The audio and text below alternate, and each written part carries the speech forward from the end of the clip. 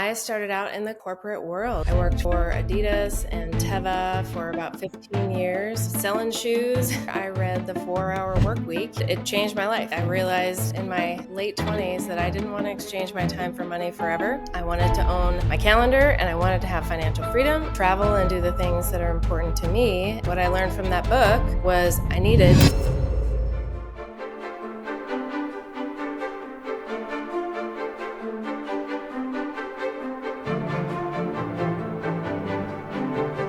All right, here we are, the Real Estate Level Up podcast. Today I have a very special guest, and the way I like to do these, I like to just make them as if Suzanne and I actually were just hanging out before this for the last 15 minutes talking about life and business and the book she's in the process of writing and a lot of other cool things. And I like to just kind of keep that conversation going. Suzanne is someone who is going to inspire you. She has an incredible history. And I just wanted her to come on and really share the story to not only inspire you, but give you some action steps to say, you know what, she's not someone who's out dialing sellers every day, but she's succeeding in real estate investing. And from her corporate background till now, I want you to just take a moment and introduce yourself, Suzanne. Mm-hmm. Where are you from? What do you do? And how'd we get here? Yeah. Well, I'm a native Oregonian. You're looking at Oregon in my background here. I'm in Hood River currently at one of my recent purchases this year, another Airbnb. And I started out in the corporate world. So I worked for Adidas and Teva for about 15 years. So I was in footwear marketing, selling shoes all over the world. And early on in my career, I read the 4-Hour Workweek, and it changed my life. I realized, when I was in my late 20s that I didn't want to exchange my time for money forever. I wanted to own my calendar and I wanted to have financial freedom and I wanted to be able to travel and do the things that are important to me. And what I learned from that book was I needed passive income in order to do that. So I knew I didn't want to make widgets, and it took me a while to figure out what business to start, because the way I read that book was, to achieve the 4-Hour Workweek, you have to start a business, delegate everything, and retire on a beach. And I was like, yes, this is what I want. When I'm sitting in the conference room at Adidas, windowless room looking at shoes all day, which is not a bad job, by the way. But I knew I wanted something different in the future. So I realized that real estate investing was a way to create passive income. And that's really what has fueled my goals and my actions and my life for the last 15 years, basically. We started buying real estate the traditional way before I met Andrew and knew that there was a better way to do this. So I was using my W-2 to buy every year, and we built up a portfolio. And I became so passionate about creating passive income for myself that I got my real estate license to be able to help other people do the same, because I realized it wasn't rocket science. It was repeatable. It was a formula. I could teach other people and help people. So I got my real estate license while I was still working in corporate and built up my real estate business to the point that I felt secure enough to make the leap into full-time entrepreneurship. And I've been continuing to add to my portfolio ever since, more creatively now.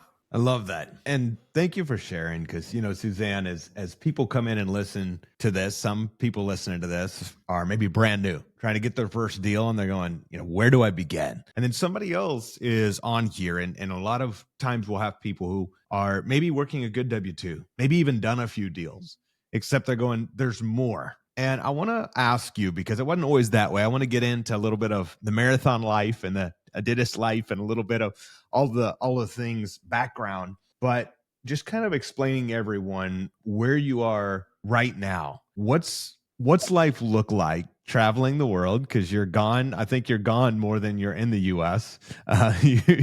You make it back for the Truca events and then you're gone again.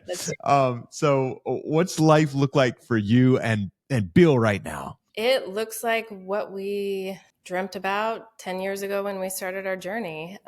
We both love to travel, and we also love creating community wherever we go. So right now, life looks like multi-locational living. We have home bases in a variety of places in Oregon and beyond. So we've got a place, in Bend, Oregon. We have a place in Lapine, Oregon, Portland. We've got this Hood River spot. We also spend part of our year, we go down to Baja in the winters. And then in the autumn, we like to go to Europe, and we've just established a home base there. So we're traveling a lot, creating community wherever we go, and still investing. I'm still working and selling real estate. So I have that real estate business. And Bill, right now, for the most part, is managing the rental portfolio that we have accumulated across the country. And so he's busy coordinating the repairs and things that come up, because we still have long-term renters in most of them, and then some short-term rentals as well.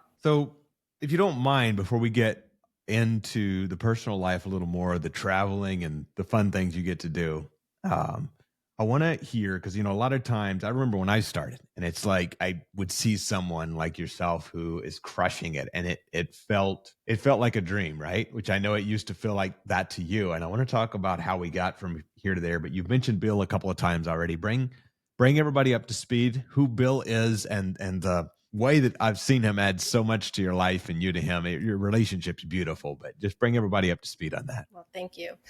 Bill and I have been together for, I don't know, 15 years, basically. We started our journey together in this whole real estate world. And the beautiful part about our relationship and how we work well together in all of this is he's a contractor. So I come up with the big vision of like, here's what I want to do. I want financial independence through real estate. And he's like, okay, I can do the work. And that's really how we started. We were renters when we bought our first duplex in Portland that was run down, and we had to fix it up, and that's his specialty. So we were able to really hone in on exactly what types of property fit our skill set and build from there. So the other thing is he's always been self-employed. And so that really makes it possible for us to live this shared dream of multi-locational living and having communities all over the world, and being able to do a lot of adventures and outdoor activities that are really important to us, and also visit family and spend time with the people that we love. Love that. And you're someone who truly lives, I watch you and Bill, you live your real freedom life. It's what, when we get into real estate investing sometimes, and I see people get into real estate to have financial freedom, and then it becomes a trap, right? Got to deal with the tenants and the toilets and the late nights and all the crap. And you've made real estate make you live a freedom life. And I think that's definitely some takeaways I want everyone here to have. But I can comment. Before we get into real estate, can I just hop in on that quickly and please tell this part of our story? My motto for growing wealth through real estate is you have to sacrifice one of three things, at least: time, money, or comfort. And we decided early on in our journey to sacrifice our comfort. So what that meant was we lived in the places that we were flipping. We lived in the construction zone with the construction dust everywhere. And as soon as the property was nice, we moved on to the next dump and lived in the dump. And we did that for a very long time, even until, right now we've been house hacking pretty much for the last 10 years, living in the basement under a family of 6. 4 of them were children under the age of 10. So running around above us, yelling, screaming, crying, laughing.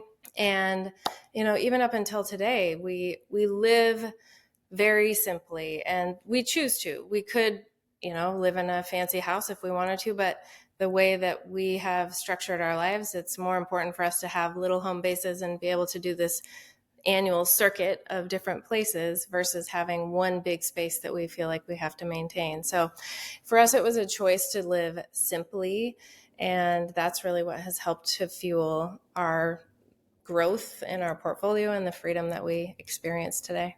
I'm glad you said that, because I thought a lot, especially in recent years since the 2019 and 2020 getting kind of knocked down. What is success? What is the ultimate success?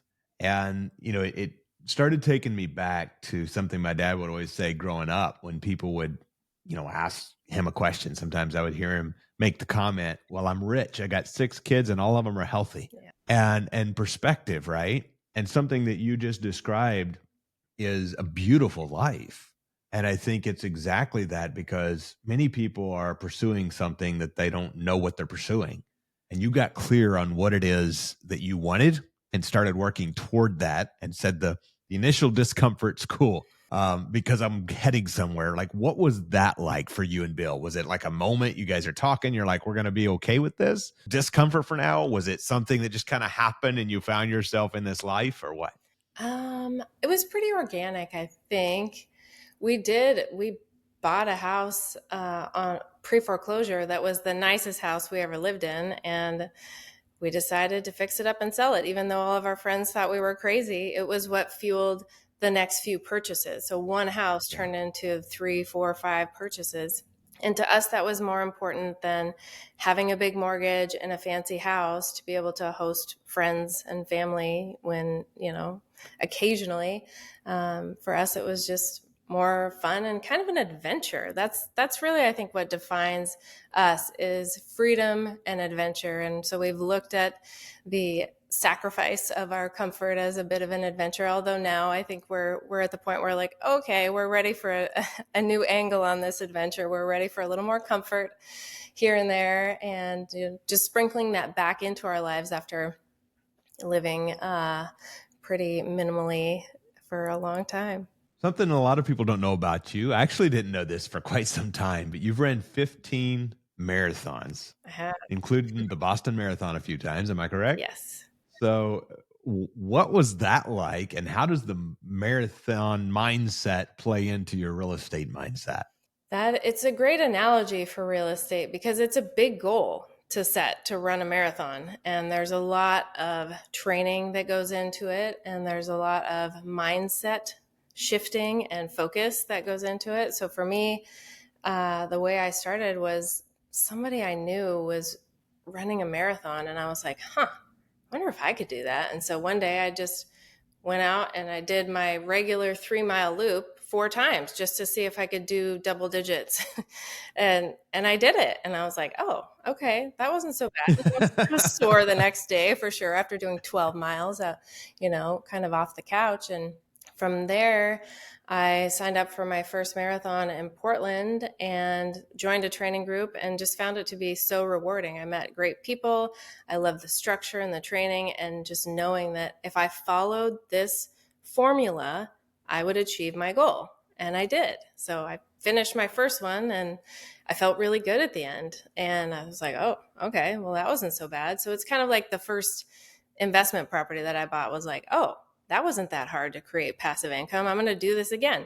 And so my second marathon, I got within a minute of my Boston Marathon qualifying time. And I was like, okay, I never, Boston was like this far off goal for me. I Yeah. didn't really think that I would ever be as fast as I needed to be to get there. And lo and behold, I was. So the next month, I was running a marathon in California, the California International Marathon, in the rain. And I qualified for Boston and signed right up for the following April. So it was a dream come true and a huge bucket list thing for me. And more than just the bucket list was the experience of being at Boston and feeling that sense of pride and accomplishment of, having qualified to be there and being there with people of, way higher running caliber than I was, but just to Mm. be part of this group of people that were dedicated to the same thing that I found to be important at that point was really rewarding and, yeah, motivating for me to keep going. So once I achieved the, kind of for me, the ultimate goal in marathon running, I was still hooked and I kept going back for more. I love that. How did you, Suzanne? Something that I, you know, love about what you've done is it seems like you get so much done, but you still get to enjoy a lot of life. And you'll come home, you'll work hard, and it's season, and then you'll travel the world for a while, and you've been able to do that well.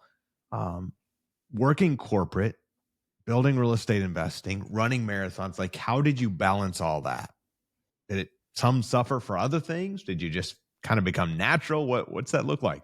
Great question. I do think I have a high capacity for doing things, getting things done. I'm an achiever on the Strengths Finder test. So that's just who I am and how I operate. I get a lot of gratification off of, from achieving things. So what did suffer the years that we were grinding, working, I was working my W-2 job and Bill was working full time, really get to see our friends a lot. We sacrificed fun weekends, evenings, vacations, and there were a few years where the annual photo calendar that I make, to send to my family and, share some of the memories of the previous year, they were tough because we didn't have a lot of fun photos from those years. Those calendars were filled with wheelbarrows full of stuff and dump runs and transformation pictures of the properties that we had bought and flipped. So yeah, we definitely sacrificed some fun there. And for us,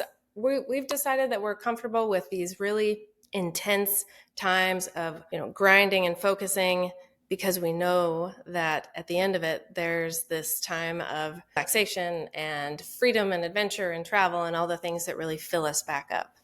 So in that season, I believe you said you tried to leave corporate a few times, and each time didn't work until finally it did.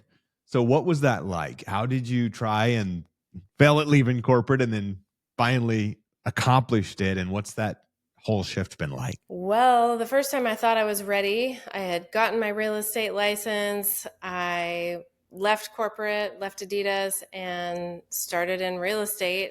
And I realized that it was too big of a transition for me. I went from an 800-person company and a giant team and lots of people around me to this tiny little office with two other people and no real teamwork. And I realized What year was that? that was in 2014. Okay. Wow. That's when I started in real estate.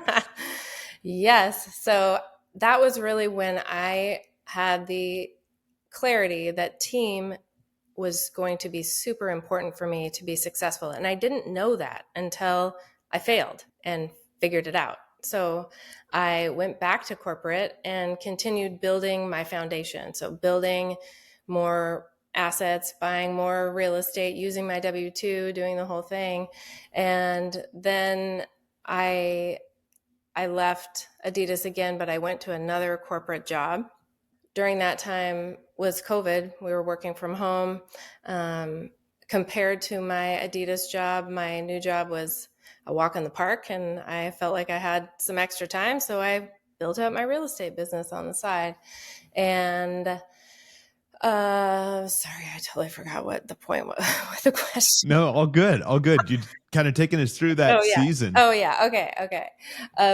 Yeah, leaving corporate and failing. Oh yeah. So I had some trauma from leaving Adidas and failing the first time. I felt like a failure. And so I knew when I was at Teva that I wanted to leave corporate, but I was scared that I was going to fall on my face again. Even though I had built up my real estate business, it was earning a really good income for me in addition to my corporate income. I decided that I was going to hire as much help as possible to get me through this transition. So I had 3 coaches. I had a life coach, a career coach, and a real estate coach that helped me. All of them kept me accountable to my various levels of goals, and they all laddered up to these big life goals of living a life of freedom and adventure. And it took me 3 coaches and 2 tries to finally exit real estate on my own terms and feel successful having done so. And how long ago was that? That was 2022 when I finally let go of the corporate golden handcuffs. I love that. And what's the last 3 years been like since that? Because I know there's ups and downs, there's adventure, there's trying times. Like, what's the last 3 years been like? It has been truly amazing because what I've been able to do during the buildup of my real estate business before I left corporate was I started a team. And I knew that I had somebody on the other side that was going to be with me when I finally left corporate. So that was huge for me. And my business partner actually found me on Instagram. She had gotten her license, wanted to learn about real estate investing. I was finally getting comfortable posting on Instagram and had shared some of my experience as an investor. And she reached out to me. She did some transaction coordination work for me when I was traveling in Baja and living abroad. And I knew that I still needed my Oregon based business to have somebody on the ground. And it has grown from there. And now we're equal partners and bring great value to our clients and the business because we both come from very different backgrounds and complement each other in ways that I never knew were possible. And that's something I want you to dig into a little bit, Suzanne. Somebody on here listening, I talk a lot about personal brand, and even if that is at the time, if my memory serves me correctly, you didn't have a big following, right? No. As, but it doesn't take a big following. It takes people knowing that, hey, Suzanne is doing real estate investing and traveling, and well, gosh, I like the life she's living. How do I get closer to her? And that's the way the majority of our team has come to us is over the last few years, Leo and I, people just reach out to us on social media. And as you've built that, like what was that personal brand shift like? Because I know it's something we've worked on a lot together, and I've watched you break out in incredible ways, but what's that shift been like? It started in complete resistance. I did not want to do social media at all. Building my brand and my website and having a cohesive brand package for Central Oregon Investor Network, that was easy. No problem. Like that just came naturally from my work in the corporate world. But when it came to starting to tell my story on social media to people that I knew and didn't know, I was very resistant. And that's what took me at least one, sometimes two coaches to be able to do. I've always been private and just keep things close to my chest. And through coaching and seeing results from telling my story, I've become more comfortable telling people about things that I wouldn't otherwise. So, and I'm still going through this resistance as I move on to the next chapter of my own journey, which is the book I'm going to be writing. And again, I find myself in a place of resistance of not wanting to share a lot, but knowing that my story is important and that it's going to resonate with somebody just like it did with Sarah, my business partner. And it's going to be inspiring. So just figuring out that balance of what I want to share and what I don't. Yeah. I love that. And something, I've watched you, Suzanne, of course, not only the way you've blossomed as a person, but partnering up with people inside our real estate investor community that Leo and I built, the mastermind community. Um, and I've watched you blossom, and in doing that, lifting up others. And like the lives that are being changed in the community because they're partnering with you, and then watching you get to build up your wealth even more because you're partnering with others. It's been a very powerful marriage made in heaven. Like it's just been beautiful.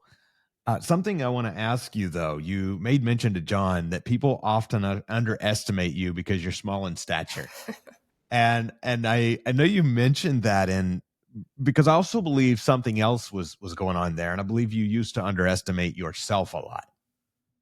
But I want to find out a little bit from you because everyone has a holdback, whether it's something we was told as a kid, whether it's something that a disadvantage, a language barrier, small in stature, a disability of some sort. People have like all sorts of things come at us, and business is tough. Except those things can amplify, for lack of a better term, that toughness. What's that been like for you, and how have you overcome that and just not let that ever hold you back? Hmm. Oh, that's a good question. I think for me, it's just been setting some of these big goals and not stopping until I reach them. So those goals being running a marathon, I did it. And even though I'm 5'3" and I take 2 steps for, every one that maybe Bill would take because he's a lot taller than me, I still did it. And it didn't matter how tall or short or strong or whatever I was able to complete that. The next goal being Boston, the next goal being creating passive income. And when I met you and Leo, I had just achieved financial independence and I didn't know what to do with it. Yeah. And really, truly, you talk about, what I've been able to do with the community that you've created with Truca. That is all due to the coaching that you have given me. You and Leo are the ones that encouraged me to consider private money lending when it was nowhere on my radar.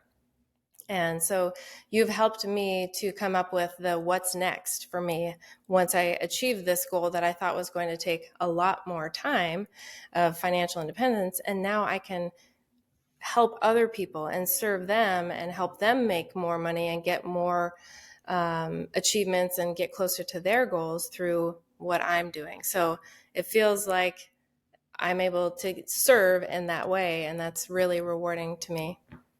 And thank you for sharing that, because I think sometimes we self-sabotage or underestimate ourselves, and you have broke through that in a powerful way. And the impact, and for anybody listening to this, like, I want you to take inspiration from what a broke preacher's kid, a country boy, sitting here on this podcast, and an incredible lady who was in corporate and said, you know what, I need to figure out how to live a life of freedom. Very different paths and backgrounds, except come together and said, you know what, we can do some really cool stuff. And to me, that just magnifies the fact that we're better together. And when we surround ourselves by the right people, everything changes. Um, I want to hear a couple more notes from you before we talk about the book and how people can get in touch with you. You get some exciting things coming up. I want to hear from you. How do you choose the people you surround yourself by these days? Because as you experience financial freedom, lots of new opportunities come, lots of new pitfalls come, all sorts of things happen. And what's navigating that look like for you? For me, it's important to surround myself with people who share generally the same outlook. And even if we might have different opinions and, well, let me start over. Let me think about this a little bit. I ask a lot of questions. I'm curious when I'm You ask meeting. great questions. Thank you. So I think for me, that's how I start to develop this intuition about the people I want to surround myself with, is being curious when I meet someone, asking them questions, getting to know what's important to them, how they operate, what they value, what their goals are. And then that helps me figure out, is this somebody that I'm in alignment with, or not, and it's okay either way.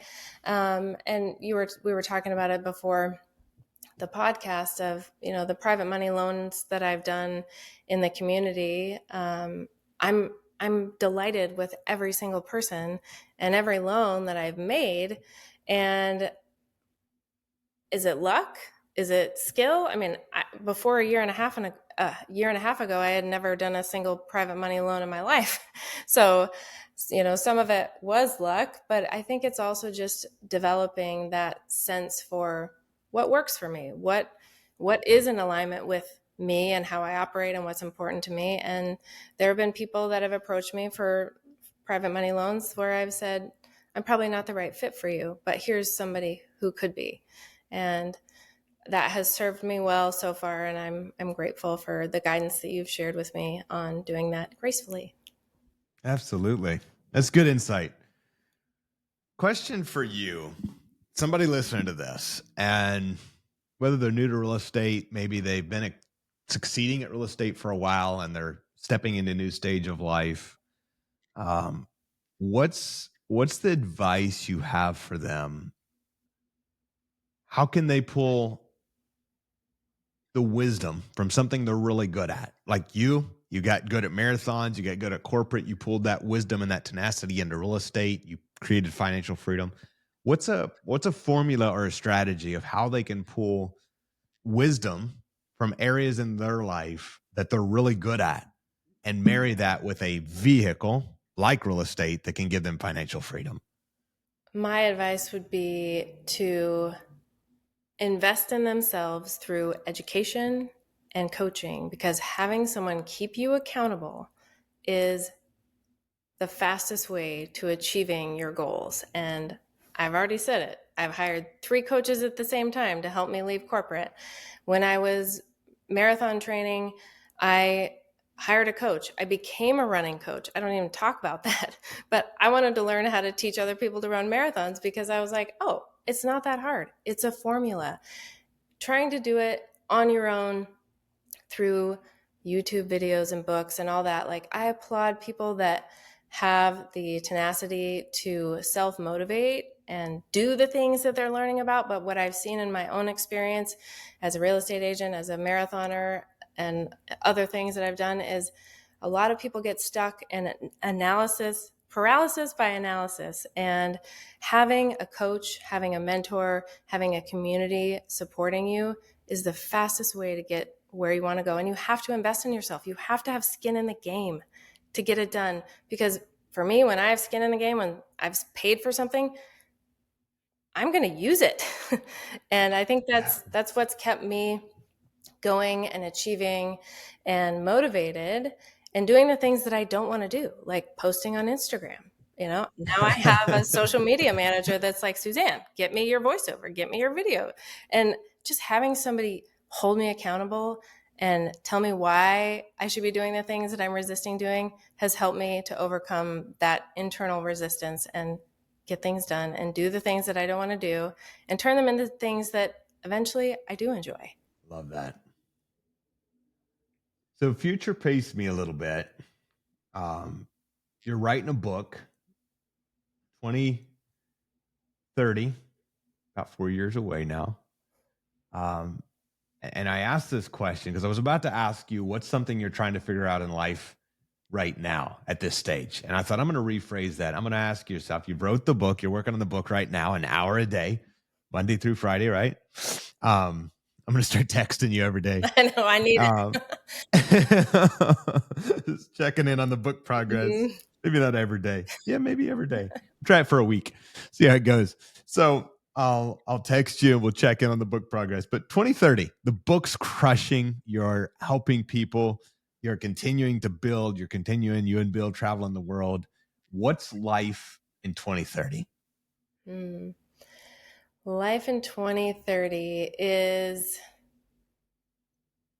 a lot like life now. However, I have a bigger team supporting me, keeping me accountable, and pushing me towards the next goal. Because that's what I realized when I got to financial independence was, oh, I didn't have a goal after that. So I had to figure out what Yeah, was next. And so I know that I need people around me to keep pushing me towards what's next. And for me, it's also in 2030, my goal to be giving back to more people in the community that you've created, the community that I've created, the community that I know will appear through the publishing of my book, and helping people escape corporate and have a solid off ramp with passive income from a variety of different methodologies that they can put into place before they ever leave the comfort of the golden handcuffs of corporate. So I see a lot of travel, some workshops, what else? Time with friends and family, and serving the communities that I hold dear. that's awesome perspective. Do we have a title book yet? Book title yet? I do, but I'm not going to share it yet. Fair enough. Fair enough. We'll keep that private. What is not the title? What's the topic of the book? You mentioned the off ramps out of the golden handcuffs. What's the topic or overall takeaway that people can expect once it comes out? Leaving corporate And replacing your W-2 income with passive income is easier than you think. Good. It's going to be a bestseller. I can Thank feel it. you. I like it. Last question before I ask how people can reach you.